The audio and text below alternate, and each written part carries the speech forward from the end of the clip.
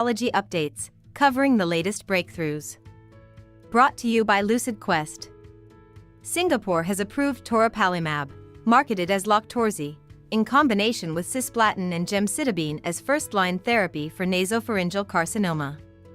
It is the first and only immuno-oncology treatment for NPC in the country. This approval is based on the JUPITER-02 trial, which demonstrated a 37% reduction in the risk of death. This milestone was achieved under Project Orbis, reflecting growing global regulatory collaboration.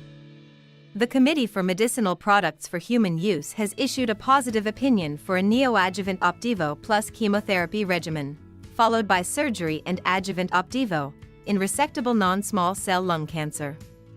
This recommendation is based on the CheckMate 77T trial, which showed a significant event-free survival benefit, and brings Bristol-Myers Squibb closer to a second EU NSCLC approval.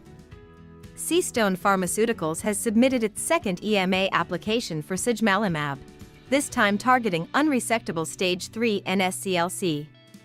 The Gemstone 301 trial demonstrated a 56% reduction in the risk of death. With a prior EMA filing for stage 4 disease, this new submission addresses a critical treatment gap in locally advanced lung cancer. Merck's subcutaneous formulation of Keytruda has demonstrated non-inferiority to its intravenous counterpart in terms of efficacy and pharmacokinetics in the phase 3 3475 AD77 trial. Notably, the SC version reduced total treatment time for patients and healthcare staff by nearly 50%. Regulatory reviews are ongoing in both the US and EU.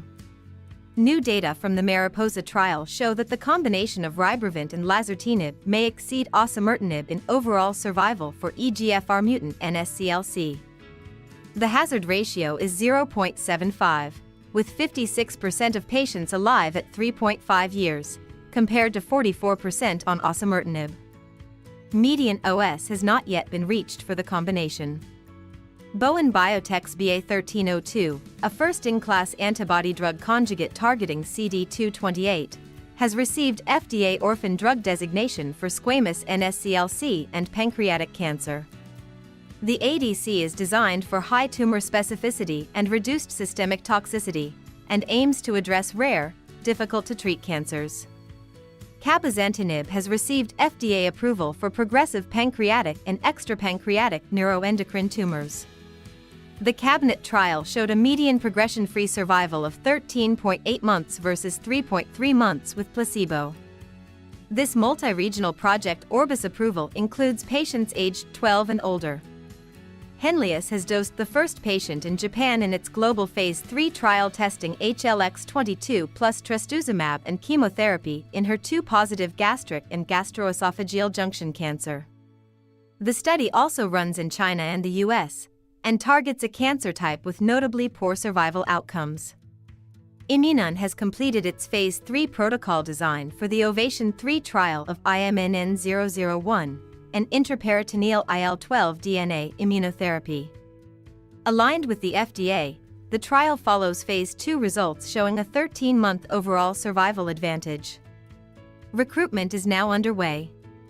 Genelux has reached agreement with the FDA on the registrational path for Olvivec in platinum-resistant recurrent ovarian cancer. The Phase 3 OnPrime trial, also known as GOG 3076, may support traditional approval without a separate confirmatory trial if key progression-free and overall survival targets are met. Japan has approved TIVDAK, marking the first antibody-drug conjugate approved for advanced or recurrent cervical cancer in the country. The Innova TV301 Phase 3 trial showed a 30% reduction in death risk versus chemotherapy. Median overall survival was 11.5 months for TIVDAK versus 9.5 months for chemo. The FDA has expanded Pluvicto's label to include pre-chemotherapy treatment in metastatic castration-resistant prostate cancer. The PSMA-4 trial showed a 59% reduction in radiographic progression-free survival risk. This move triples the patient population eligible for treatment and leverages an industry-first radioligand therapy manufacturing model. The FDA has approved Durvalumab in the neoadjuvant and adjuvant setting for muscle-invasive bladder cancer.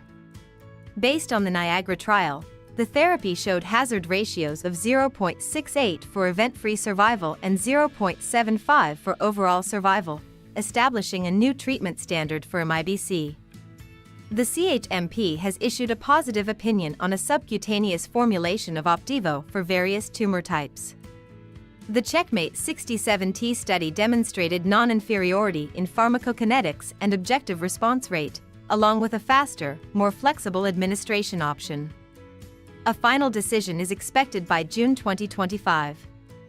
Stay ahead in oncology research. Like, share, and subscribe for weekly updates. Visit www.lqventures.com or email us at info@lqventures.com for expert healthcare consulting.